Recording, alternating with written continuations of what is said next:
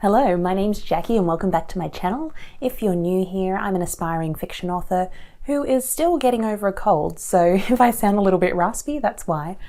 If you are not new here, you might have noticed that this is a new location. I am actually inside a shipping container, so before we get into the main topic of the video, my husband works for a company called GuestJoy, which is an Estonian startup that basically helps hotels with customer communication and the user experience and upselling and so on with their app. Now, this hotel is one of their clients. It's brand new. I think it's opening, so today's the 2nd of February. I think the hotel officially opens on the 3rd or the 4th, so fairly soon.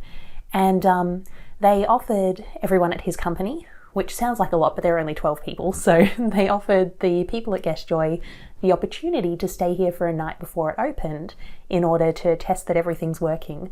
So yeah, I, as his wife, I got to go as well. So, and we each got our own shipping container for the evening. So this is my shipping container. He is next door in number 15. I'm not sure how well the GoPro is going to do with coverage for the hotel, given that there isn't that much light, but if there is a lot of light, I will show it now. So basically they took an old industrial building in Teleskivi, which is the cool hipster district in Tallinn, and they put a whole lot of shipping containers inside it, and each of these shipping containers has been styled as a double bedroom. So there's a bed, a desk, a bathroom, and then outside of the rooms there are a whole lot of communal areas. So there's a kitchen if you want to cook while you're traveling. There are a bunch of just areas to hang out. There's a co-working space. There's even like a yoga and meditation room where I spent about an hour this morning. So it's really cool. Now, on to the topic of today's video, which is, could Authortube be detrimental to your writing as an author? Now, I am a fairly new Authortuber. I've been doing videos for maybe 4 months now. And this is also the start of my fiction writing journey. So I have been a professional writer and editor and content marketer for about 12 years now, I think. So I do write every day and I do get paid to write every day, but I hadn't really written any fiction since I left university, and I just started again around mid last year. So from that perspective, Authortube has been a really good way to keep myself accountable. Watching other Authortube videos has been really helpful for motivation when I'm feeling a bit low. But 2020 hasn't gotten off to the best start for me. In fact, so it's the 2nd of February now, and the last month I feel like I haven't achieved very much, especially considering that I finished my NaNoWriMo draft at the end of December. And there are a couple of reasons why I haven't achieved a lot, I think. One of them is that I did have a nasty cold a couple of weeks ago, which I'm still trying to shake the cough. In the last 2 weeks, I've actually been away from my apartment 3 times, including this little mini trip.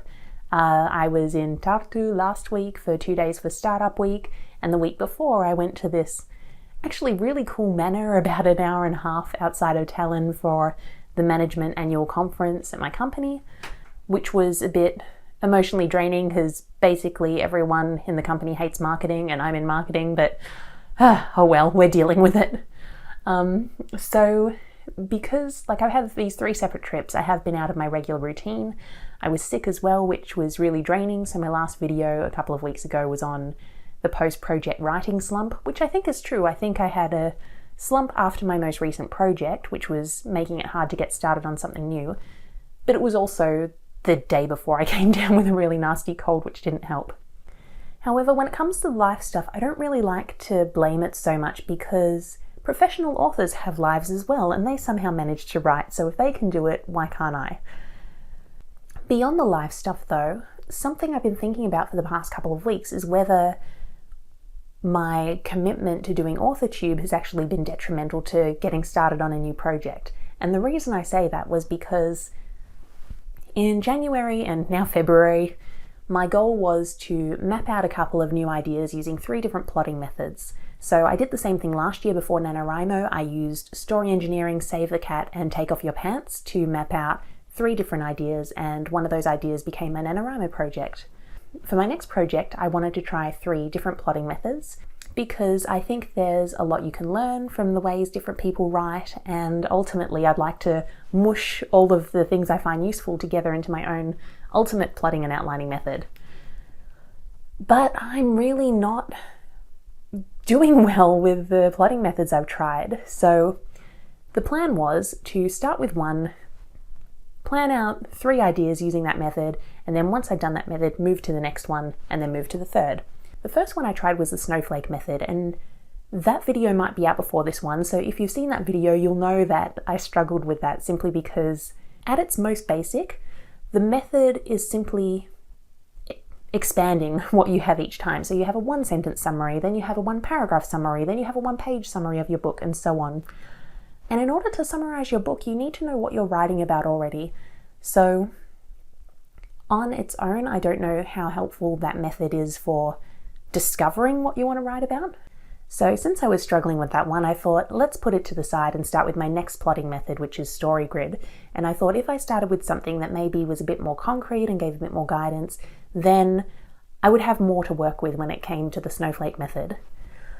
StoryGrid I also struggled with, mainly because the book is not structured very well. Again, if that video's out by the time this one's out and you've seen it, I share my thoughts in depth on the book. But in general, 1, I think it's more designed as an editing method rather than an outlining method. 2, the book is structured very, very poorly. The author introduces exercises, then goes off onto tangents, and then covers exercises that don't seem to be part of the main method. He introduces theories, but then only covers them for one genre rather than all of the genres he discusses. So it's a bit of a mess. I also went to his blog for some more information and saw that some of the content was word for word from his blog, so I get the impression that he just published a bunch of blog posts, which is fine, but as I think I discussed in that video, the purpose of a book is you bring all of this information together in the easiest way for your reader to digest so that they don't need to go to the blog and find every article and organize it themselves. If you're just putting blog posts together, you're not really providing the service that a book should. And as someone who has written and edited a lot of nonfiction, it frustrates me because I don't think he did his job as an author. Anyway, that's a roundabout way of saying I also struggled with the StoryGrid method. So I had these 2 plotting methods. Both of them I was struggling with. I tried going back and forth between them, which is not the original method I set out, but I just wanted to get it done. And at the time of recording this video, I'm still struggling. And the reason I'm struggling is because I wanted to cover 3 new plotting methods for Authortube, whereas if I was doing this unobserved, I guess, I might just go back to some of the methods I tried last year or try some different ones, but I feel like I've made this commitment and I need to get the videos up. And that's why at the point of publishing this, it's been at least 2 weeks since my last video. So I'm not sure where that leaves us, because on one hand, Authortube has been a great opportunity for me to try new things and keep myself accountable and get videos up. On the other hand, I haven't published anything in the last couple of weeks. I've been feeling bad for not publishing anything. But the reason I'm not publishing anything is because I'm struggling with these plotting methods. At the same time, I'm also not writing anything for the same reason. So it's sort of this vicious cycle where I'm trying to get the videos done, and because I'm struggling with stuff, I'm not getting them done, and because I'm focused on getting the videos done, I'm not getting the writing done, and I'm not sure how helpful that is. So, learnings. I think one is, and these are learnings for me as well as for anyone else considering Authortube, the first one is know what your priorities are. So, is your priority building an Authortube channel or writing? And the priority should come first. So, in my case, learning how to write is the priority. So maybe it's okay to go for a couple of weeks without doing a video if it's helping me get my words done. 2 is that different methods work for different people, and just because I said that I wanted to try a couple of methods doesn't mean I should keep pursuing them if they don't work. And that's actually really hard to say because I have probably filmed a good 20 minutes, half an hour of footage for each of those videos so far, and I'm not even done with the process yet. So I have put work into them and I don't want to give up yet, but I think if I don't get any further in the next week or so, then I might consider switching to a different method, which is really annoying because the StoryGrid book retails for €33, so Learning 3 is that maybe it would be nice to have a project that isn't being observed. Now, I've personally avoided doing more than one project at a time simply because I work full-time, and I do have limited time for writing, so I want to move through each project as efficiently as I can.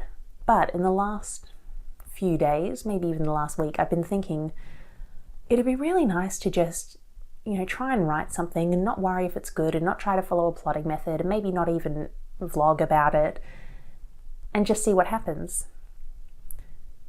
And as of yesterday, I have actually started doing that, and I think I will do a video about it. But if I do a video about it, I think I'll just film as I go and have no real agenda for anything I need to accomplish, and if there's a publishable video at the end, then great, and if there isn't, then oh well.